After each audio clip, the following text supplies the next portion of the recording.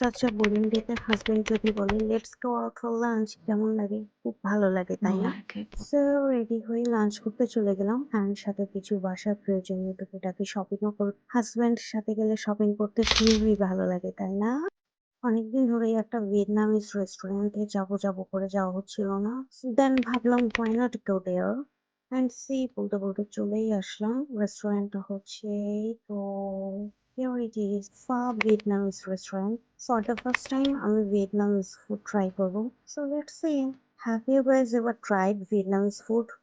Crackers আমার খুব পছন্দের একটা খাবার। অ্যান্ড এই স্পিনাচ সালাদটা খুব মজা ছিল, 10 আউট অফ 10।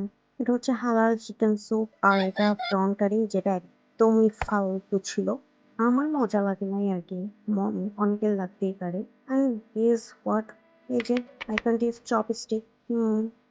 আমি না অনেক ট্রাই করেছি চপস্টিক ইউজ করার, বাসায় অনেক প্র্যাকটিস করেছি কিন্তু কখনোই পারিনি।